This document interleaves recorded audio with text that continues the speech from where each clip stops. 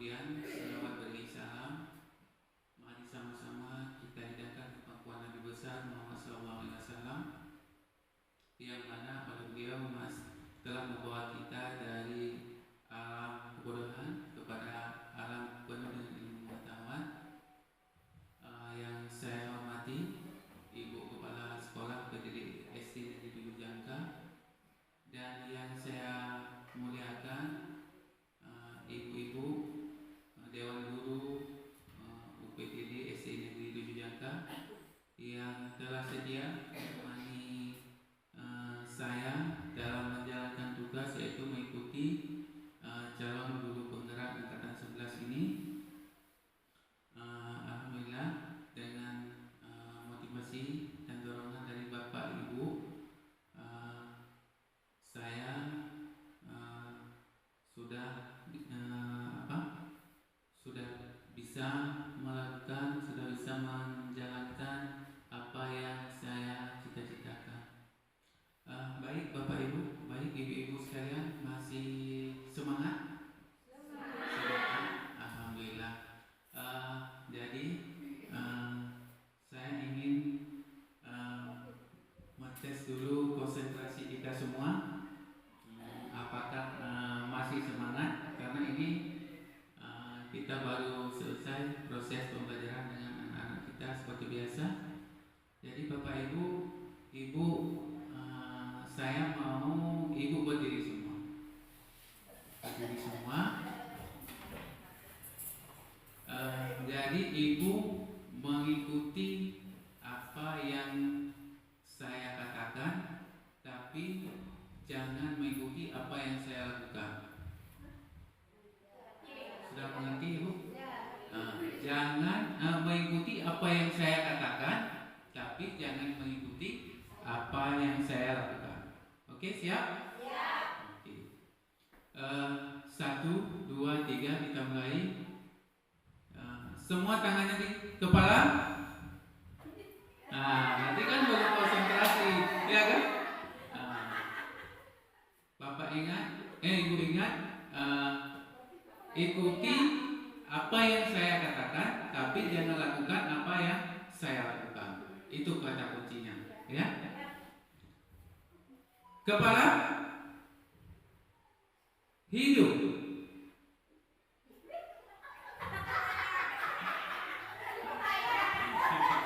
Kita ulang ya. Oke. Telinga,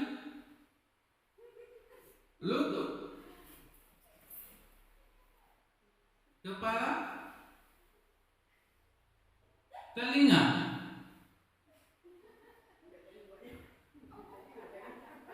mulut,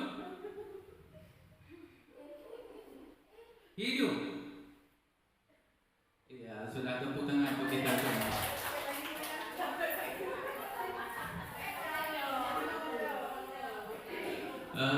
Baik, Ibu-ibu sekalian, hari ini saya akan memaparkan materi kita, yaitu diseminasi penerapan pemahaman budaya positif di sekolah kita.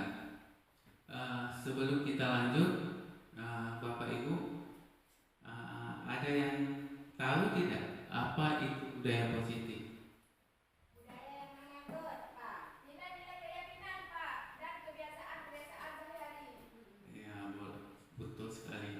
Itu budaya positif, kita lihat. Budaya positif yaitu perwujudan dari nilai-nilai atau keyakinan universal yang diterapkan di sekolah. Budaya positif dapat mendorong murid untuk berpikir, bertindak, dan menciptakan pembelajaran yang memerdekakan dirinya, sehingga murid, ini contohnya Bapak Ibu, ada banyak sekali contohnya, seperti yang sudah kita lakukan. Ada yasinan, salat duha, berselawat, dan gotong royong. Ini merupakan semua contoh-contoh budaya positif yang alhamdulillah di sekolah kita sudah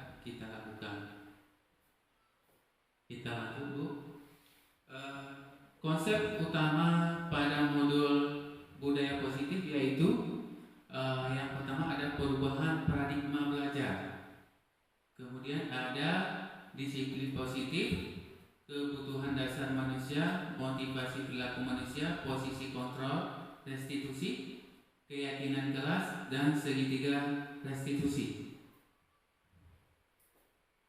Kita lanjut. Yang pertama ada pembelajaran dengan paradigma baru. Di sini pada pembelajaran paradigma baru ini, di sini dijelaskan pembelajaran bukan model yang linear, tapi merupakan siklus yang berkesinambungan. Pembelajaran paradigma baru mencakup pemetaan standar kompetensi merdeka belajar dan asesmen kompetensi minimal, sehingga menjamin ruang sesuai dengan karakteristik dan kebutuhan peserta didik. Ketiga komponen ini selaras dan saling mempengaruhi keselarasan. Inilah yang akan diharapkan dapat mengubah paradigma pembelajaran agar terjadi perbaikan pada pembelajaran baru. Seperti kita lihat ada melalui sesuai dengan profil pelajar Pancasila, yaitu ada yang pertama ada beriman, bertakwa kepada Tuhan yang Maha Esa, kemudian berkebinekaan global, bergotong royong, kreatif, bernalar kritis, dan mandiri. Disiplin positif. Kita lihat disiplin positif. Disiplin positif adalah pembiasaan hal yang baik yang akan kita terapkan pada anak didik kita. Yaitu di sini mencakup atau perilaku maupun tutur kata oleh seluruh warga di sekolah, terutama bagi murid, agar dapat berkembang menjadi pribadi yang kritis, mandiri, dan bertanggung jawab. Di sini pada disiplin positif adalah pembiasaan. Kita akan membiasakan hal-hal yang baik kepada warga sekolah, terutama kepada peserta didik kita. Misalnya banyak sekali cara berbicara bagaimana dengan yang baik, dengan temannya, dengan guru. Begitu juga kita sebagai warga sekolah, bagaimana cara berbicara dengan baik sesama rekan dan dengan anak didik kita. Kemudian sebagai pendidik, tujuan kita adalah menciptakan peserta didik yang memiliki disiplin diri sehingga mereka berperilaku mengacu kepada nilai-nilai kebajikan universal dan memiliki motivasi dalam diri menuju perubahan perilaku ke arah yang lebih baik. Tentunya kita seorang guru pastinya berkehendaki bahwa anak didik kita menjadi lebih baik ke depannya. Yang ketiga ada 5 dasar kebutuhan manusia. Yang pertama ada bertahan hidup. Bertahan hidup ini tentunya kita memerlukan apa ibu-ibu? Untuk bertahan hidup kita memerlukan makanan. Pastinya kita memerlukan makanan dan nutrisi yang cukup. Ya. Kemudian ada kasih sayang dan rasa diterima. Di sini kasih sayang dan rasa diterima, merasa anak didik kita, peserta didik kita itu diterima dan dipedulikan oleh warga sekolah. Tentunya kita sebagai guru, tentunya kasih sayang ini sangat berfondasi bagaimana anak didik kita dalam menjalankan pembelajaran nantinya. Kemudian kebebasan ini tentu saja peserta didik ingin mandiri. Kita mengharapkan mereka mandiri, memiliki pilihan, ingin mencoba hal-hal yang baru. Kemudian kesenangan. Tentunya anak didik kita, pasti murid-murid kita, anak-anak kita masih memerlukan kesenangan dan humoris, tertawa. Kesenangan ini yang artinya mereka masih ingin bermain, humor, tertawa, dan bergembira sesama temannya. Kemudian di sini selanjutnya ada penguasaan. Penguasaan di sini yaitu harga diri, keinginan untuk dianggap memimpin. Kita lanjut. Yang keempat ada motivasi perilaku manusia. Yang pertama yaitu untuk menghindari ketidaknyamanan atau hukuman. Selanjutnya untuk mendapatkan imbalan atau penghargaan dari orang lain. Kemudian untuk menjadi orang yang mereka inginkan dan menghargai diri sendiri dengan nilai-nilai yang mereka percaya. Kita masih dari permasalahan sebelumnya. Tidak terencana tiba-tiba. Murid tidak tahu apa yang akan terjadi. Murid kita tidak tahu apa yang akan terjadi nantinya. Selanjutnya bersifat satu arah. Di sini bersifat satu arah ini dia pinginnya apa? Tentu saja pastinya anak-anak kita pinginnya bermain, ya kan? Kemudian berupa hukuman fisik atau psikis. Selanjutnya kita lihat kolom yang kedua, terancam disepakati sesuai peraturan murid. Peraturan. Kemudian murid tetap dibuat tidak nyaman. Sikap guru selalu memonitor. Kemudian ada proses menciptakan kondisi bagi murid untuk memperbaiki kesalahan. Mereka pasti membuat kesalahan, yang pastinya mereka akan kita bawa ke proses untuk menciptakan kondisi bagi mereka untuk memperbaiki kesalahannya, tapi bukan menghukumkannya, ya ibu-ibu. Kemudian proses kolaboratif yang mengajarkan murid untuk mencari solusi sendiri. Bagaimana kita membimbing dia, mengarahkan dia, menuntun dia untuk mencari solusi sendiri, supaya dia bisa berubah dari yang tidak baik menjadi baik. Tentunya kalau kita paksakan dia, ibu-ibu, kalau kita paksakan anak-anak kita, pastinya dia akan tetap berbuat seperti yang dia inginkan. Tapi kita coba di sini mencari solusi. Dia mencari solusi sendiri, kita cuma menuntun dia ke arah yang lebih baik. Yang kelima ada posisi kontrol guru. Kita di sini ada posisi kontrol kita, yaitu yang pertama ada penghukum. Kita lihat ibu, ada gambar bapak guru dan muridnya.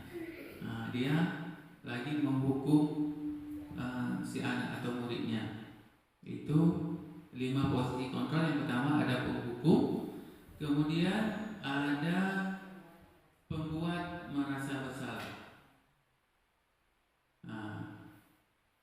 Dia akan merasa bersalah sendiri apa yang dia lakukan. Kemudian ada teman. Teman, kita seorang guru menjadi teman bagi anak didik kita. Kemudian pemantau, ada pemantau. Kemudian ada manajer. Kita seorang guru pastinya menjadi seorang manajer. Kita lihat contoh penerapan 5 posisi kontrol siswa datang terlambat. Kita lihat video ini Bu, sama-sama kita lihat.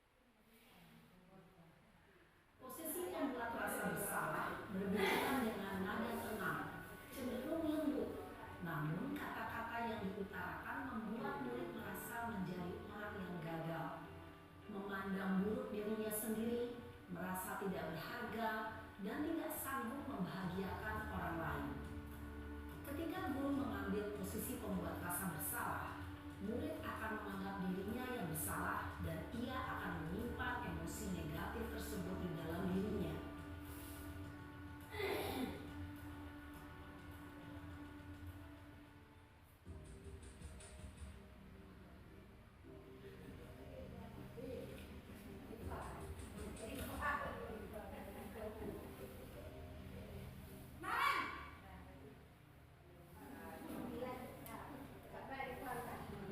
Selamat pagi, Bu.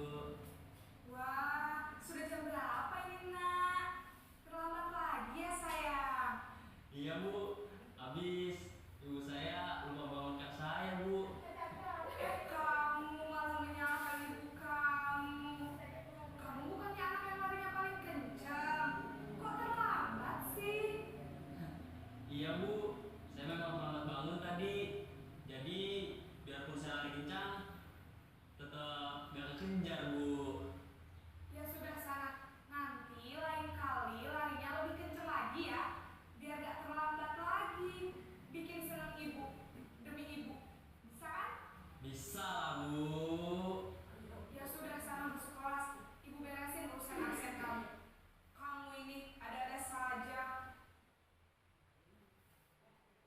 Dalam posisi teman, guru berbicara dengan nada suara ramah, akrab, cenderung bersenda gurau untuk menjaga suasana tetap santai. Murid akan merasa senang, aman, dan akrab dengan guru. Identitas yang tercipta adalah identitas sukses atau berhasil.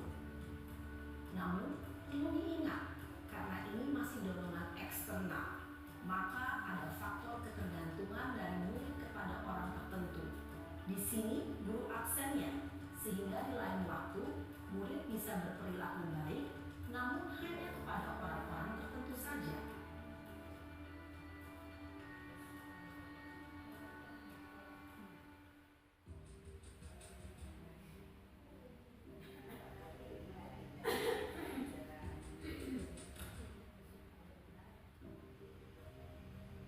Naren!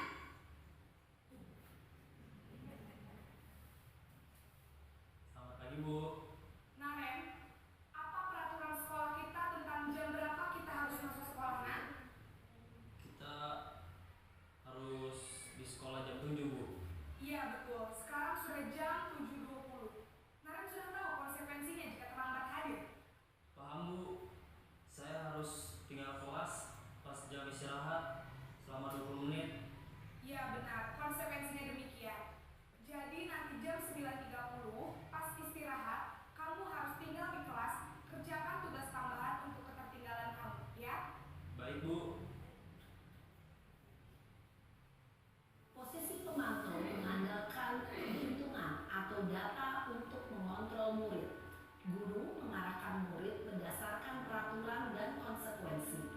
Seorang pemantau menunjukkan bahasa tubuh dan ekspresi wajah yang datar dan cenderung formal.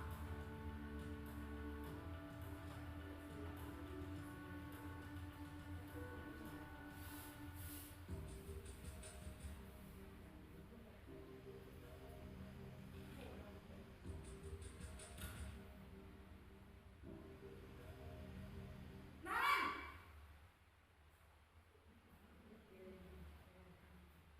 Selamat pagi, Bu. Selamat pagi, Naren. Maaf, Bu. Saya terlambat. Iya, sekolah masuknya jam 7, sekarang sudah jam 7.20. Jadi sekarang bagaimana ini, Naren? Maaf, Bu. Saya lupa setel alarm saya semalam. Baiklah, menurut kamu, keyakinan sekolah yang mana yang perlu kamu tingkatkan? Menghargai diri sendiri dan orang lain mungkin, ya, Bu. Setuju. Jadi, apakah Naren meyakini prinsip saling menghormati tersebut? Iya, Bu. Saya meyakininya. Apakah Naren bersedia memperbaiki masalah keterlambatan ini? Bersedia, Bu.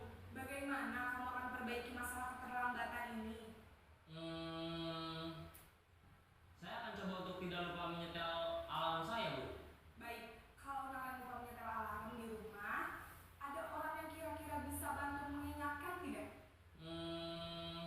Ada, Bu. Kakak saya, Kak Emma. Ada lagi selain Kak Emma? Selain Kak Emma, ada ibu saya. Baik, jadi yang mengingatkan Naren adalah Kak Emma dan ibu kamu ya. Kira-kira akan mulai setel alarm kapan nih Naren? Setelah pulang sekolah akan segera saya lakukan. Baik, jadi Naren akan setel alarm untuk bangun besok pagi dan akan diingatkan oleh kakak dan ibunda Naren ya. Ada lagi yang mungkin perlu dilakukan Naren agar tidak terlambat bangun lagi? Tidak ada, Bu. Baik Naren, terima kasih untuk kerjasama kamu. Sekarang kamu perlu kembali ke kelas untuk belajar. Baik, Bu. Terima kasih. Posisi manajer adalah posisi kontrol yang disarankan untuk membimbing murid memiliki sikap disiplin yang positif, yaitu murid yang mandiri, bertanggung jawab, dan dapat memecahkan masalah. Tujuan dari posisi ini adalah agar murid dapat berefleksi atas tindakannya. Guru akan dengan tulus memberikan pertanyaan-pertanyaan bermakna, sehingga membuat murid dapat belajar dari kesalahannya dan mencari sebuah solusi untuk menyelesaikannya. Ibu dan bapak guru hebat, setelah mengamati adegan kelima posisi kontrol tadi, kira-kira posisi mana yang paling ideal? Posisi mana yang dapat menunjang motivasi intrinsik murid? Ya, tentu posisi manajer. Posisi ini memang posisi ideal yang ingin dituju setiap pendidik.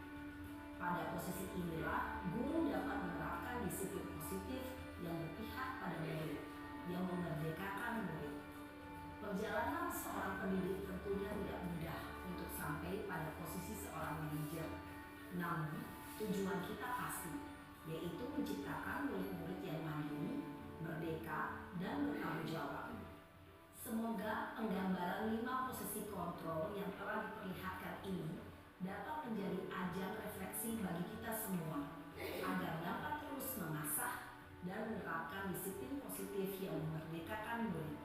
Mari terus berlatih dan bersemangat. Selamat menerapkan. Salam dan bahagia, Ibu dan Bapak Guru hebat.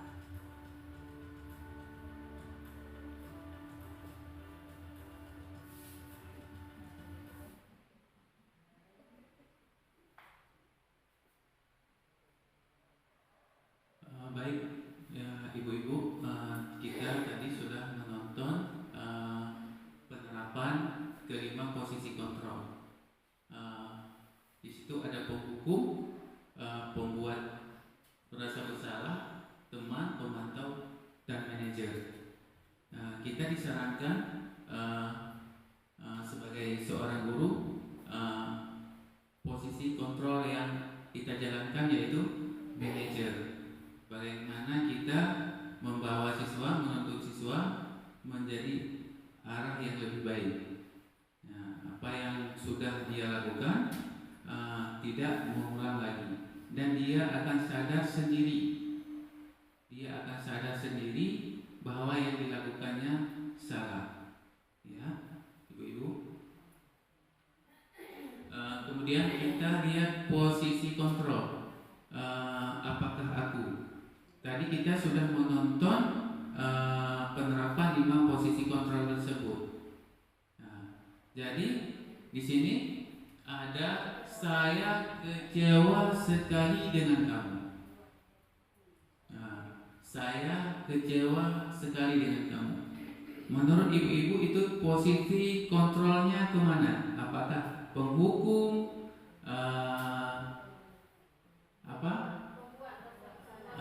Pembuat rasa bersalah, teman, manajer, pemantau, kemana dia masuk? Pembuat rasa bersalah. Kita lihat benar, ibu-ibu. Ini pembuat merasa bersalah.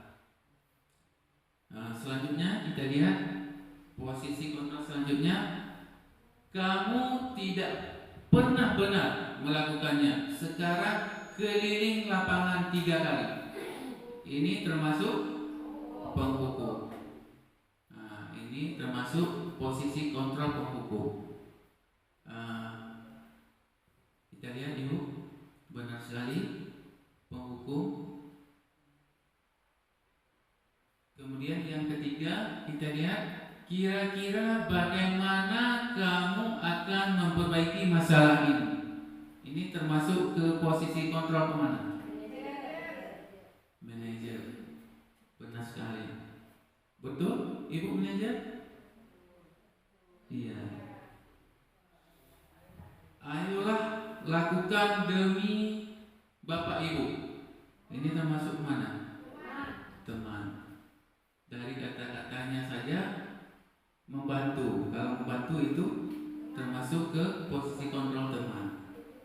Benar sekali. Kemudian kamu terlambat 15 menit. Apakah kamu sudah mengerti konsekuensi yang dilakukan bila terlambat?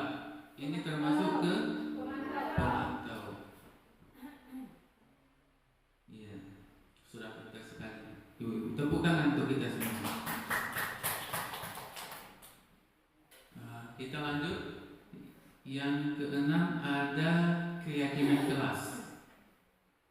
Di sini keyakinan kelas merupakan kesepakatan kelas yang diyakini bersama guru dan murid dengan harapan dapat meningkatkan kedisiplinan murid. Keyakinan kelas berupa pernyataan universal dibuat dalam bentuk positif dan bersifat abstrak. Keyakinan kelas hendaknya tidak terlalu banyak. Kenapa? Agar siswa lebih mudah mengingat, agar anak didik kita lebih mudah mengingat apa yang telah kita buat bersama tentang keyakinan kelas bersama-sama dengan murid. Kemudian dalam pembuatan keyakinan kelas, semua berhak mengutarakan pendapat, baik keluarga sekolah, peserta didik, ya. Kita lihat Ibu, ini contoh membuat keyakinan kelas. Bagaimana kita membuat keyakinan kelas? Ini saya sudah mempraktekkan. Mungkin nanti masih ada kekurangan, sama-sama kita perbaiki lagi. Kita lihat Ibu.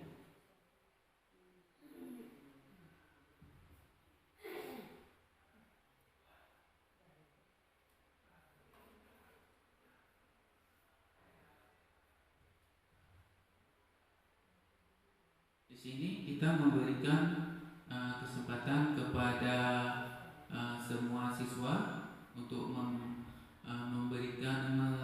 membuat unek-uneknya, memberikan unek-uneknya, karangannya tentang keyakinan kelas.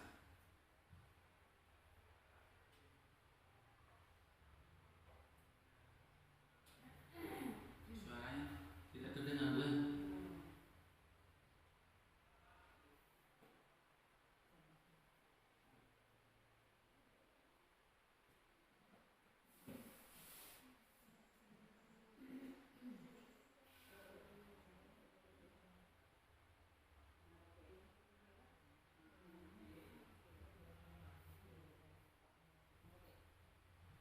Di sini kita meminta kepada anak-anak untuk menuliskan satu keyakinan kelas, satu kata-kata yang masih abstrak ya, yang kita minta sama anak-anak untuk menuliskan, lalu kita suruh tempel ke depan.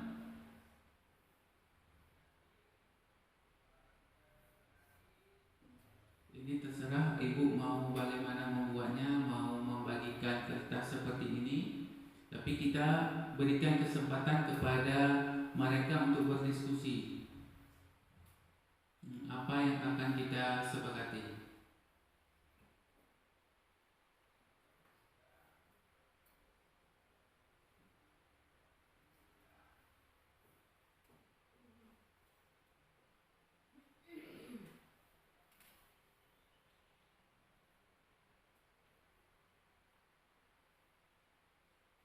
Kemudian mereka menulis apa yang ada di benak mereka.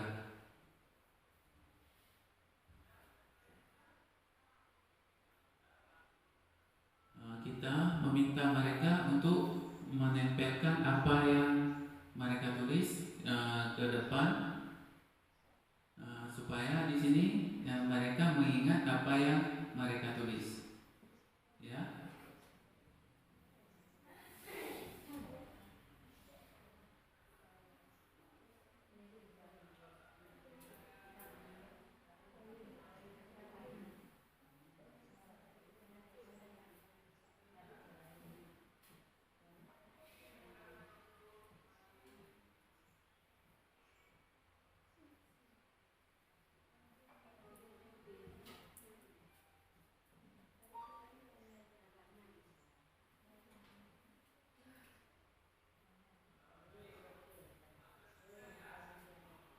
Setelah itu kita meminta kepada mereka untuk ke depan membacakan, beberapa orang untuk membacakan apa yang sudah mereka tulis.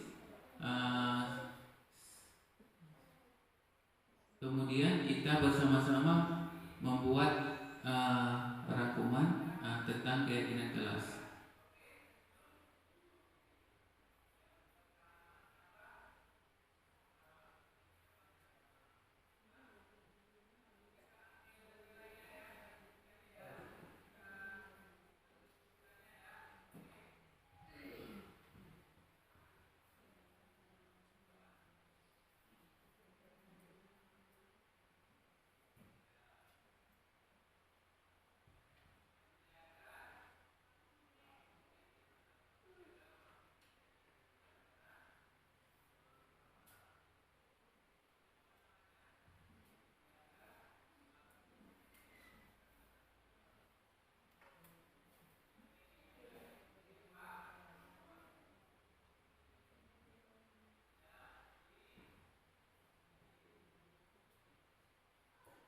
Kita tulis, kita rangkum bersama-sama dengan siswa nilai-nilai kebajikan apa yang terkumpul. Kita tulis bersama-sama siswa, kemudian kita meminta siswa untuk mengingatnya. Kemudian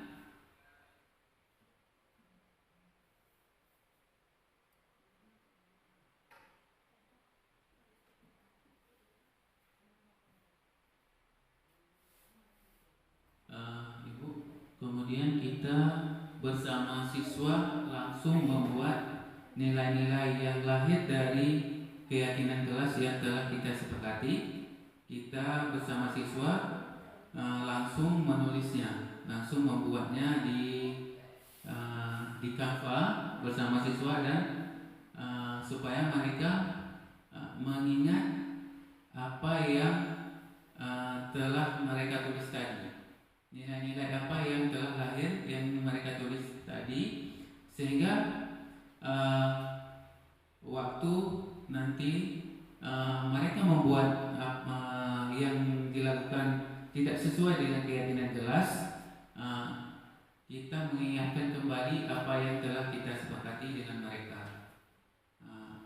Lebih baik kita setelah membuat tanda tangan lagi bersama mereka. Apa yang telah kita sepakati, kita suruh tanda tangan kepada mereka. Apabila nanti mereka melakukan yang tidak sesuai dengan keyakinan kelas, kita tampakkan pada mereka apa yang telah kita sepakati bersama tentang keyakinan kelas kita, supaya kelas kita aman, tentram, damai, nyaman.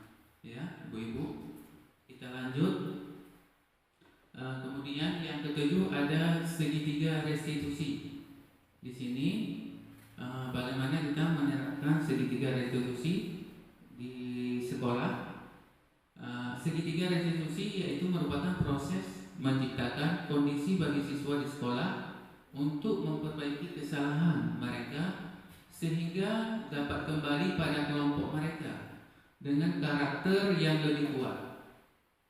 Bagian dasar dari segitiga restitusi ini bertujuan untuk mengubah identitas anak dari orang yang gagal karena melakukan kesalahan menjadi orang yang sukses.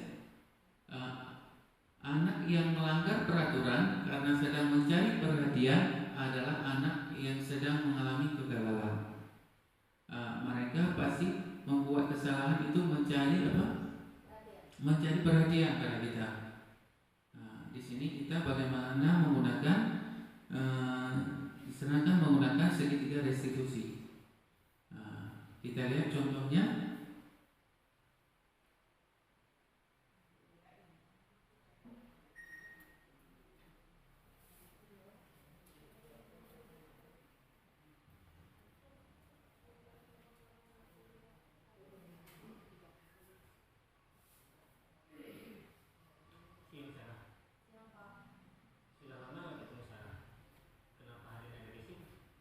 Kesel pak, kesel banget. Masa aku dikatain tukang fitnah pak? Ya aku marah lah. Aku balik ngatain Eka di depan kelas. Kesel banget. Oh begitu. Ya pasti kamu marah dan kesal. Bapak juga akan marah apabila ada yang menuduh Bapak seperti itu. Kemudian pada saat itu kamu mau melakukan apa? Ya saya langsung ngatain Eka lah pak. Kesel banget. Saya bentak-bentak dia depan teman-teman lain. Oh begitu. Pasti kamu melakukan seperti itu karena suatu alasan tertentu kan?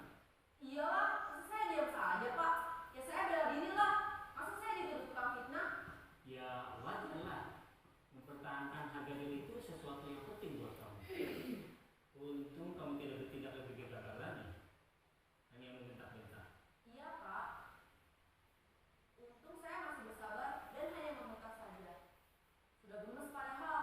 Saya pasti bela diri lah. Ya pasti ya. Tapi kamu memilih untuk tetap bertahan dan bersabar. Kamu memilih untuk tidak berbuat lebih parah lagi bukan? Iya. Nah, sekarang coba kita lihat lagi tindakan kamu yang bentak-bentak Eka di kelas. Tindakan kamu itu kira-kira sesuai dengan keyakinan kelas atau prinsip kamu tidak? Enggak lah pak. Capek pak jadi pemarah. Jadi keyakinan atau prinsip mana yang kurang sesuai dengan keinginan kamu? Ya saya sebenarnya sangat menghargai orang lain. Mungkin saat itu saya menjadi emosi. Jadi tidak menunjukkan sikap itu. Kamu meyakini tidak? Menghargai orang lain itu penting buat kamu. Yakinlah pak. Iya, setuju. Kita harus saling menghargai. Namun ada juga keyakinan yang kita sepakati yang perlu kita jalankan apabila kita sedang marah, bukan? Ya saya bisa lebih proaktif. Mulai dengan diri sendiri. Saya bisa jadi lebih bersabar. Mengambil waktu juga untuk berpikir mau apa selanjutnya. Kira-kira kamu bersedia memperbaiki masalah ini tidak? Bersedia pak. Kalau kamu memperbaiki masalah ini, kamu akan menjadi orang seperti apa? Saya akan menjadi orang yang bertanggung jawab kali ya pak. Dan senantiasa proaktif. Iya. Menurut kamu, bagaimana rasanya menjadi orang seperti itu? Ya nyaman lah. Bangga bisa bersabar dan menahan diri. Baiklah kalau begitu. Yuk kita pikirkan bagaimana memperbaiki masalah ini.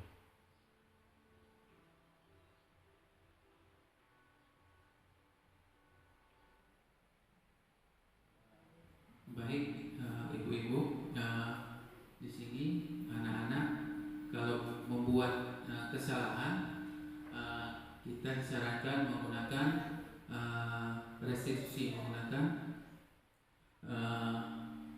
apa tadi?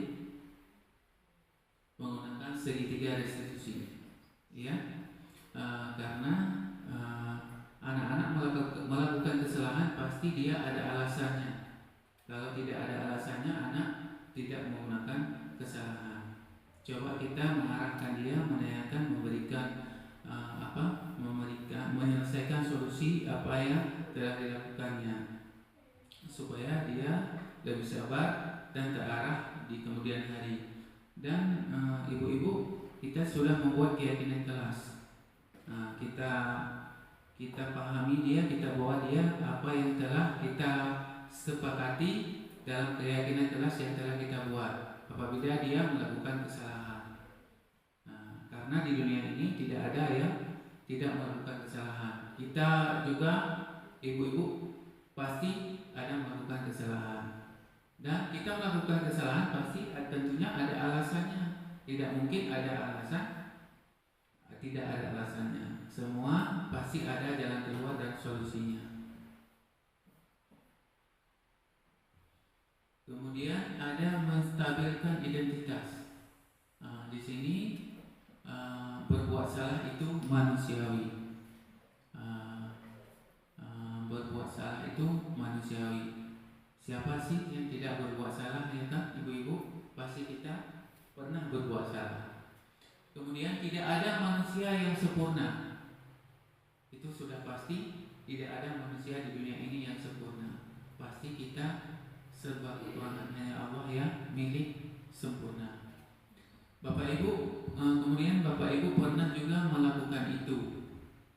Tentu pasti Ibu, ya kan, kita pernah melakukan kesalahan. Kemudian Bapak Ibu tidak mau mencari siapa yang salah, tetapi hanya mencari solusi dari permasalahan. Apabila anak melakukan kesalahan, kita, ibu, jangan mencari siapa yang salah. Jangan salah si A, salah si B, tapi kita mencari solusi dari permasalahan tersebut sehingga permasalahannya selesai. Tidak usah kita mencari si mana yang salah, itu yang salah, tidak usah. Kemudian kamu berhak merasa begitu. Mereka berhak mendapatkan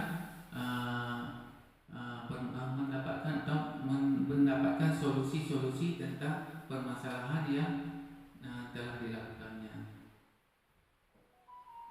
Kemudian ada validasi tindakan.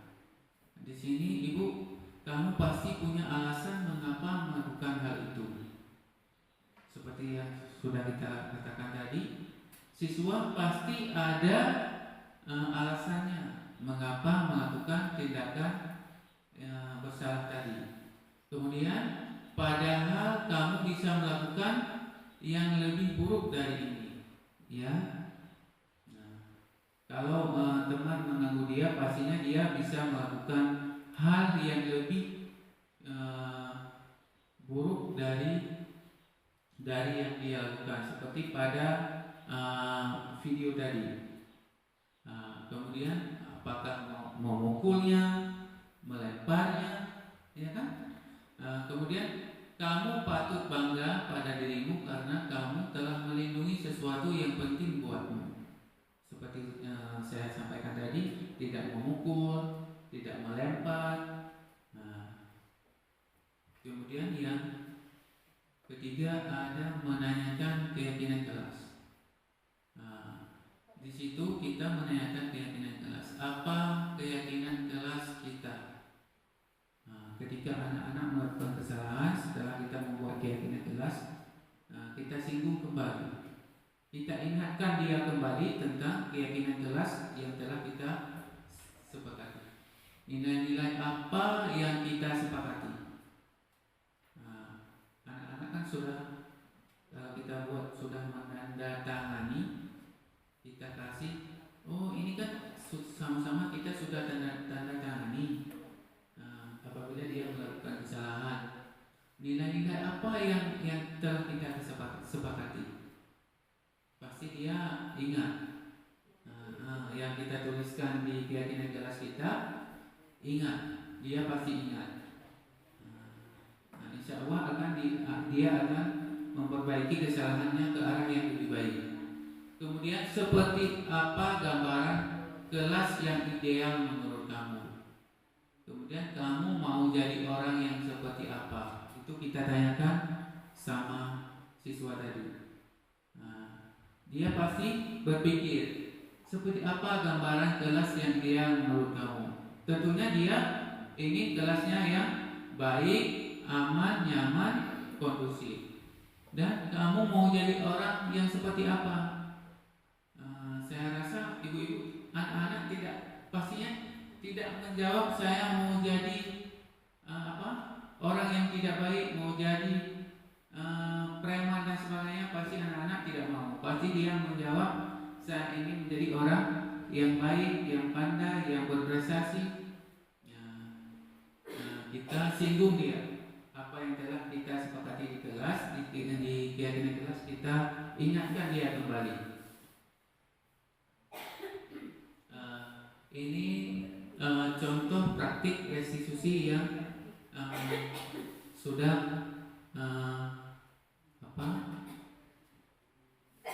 sudah saya praktekkan kemarin.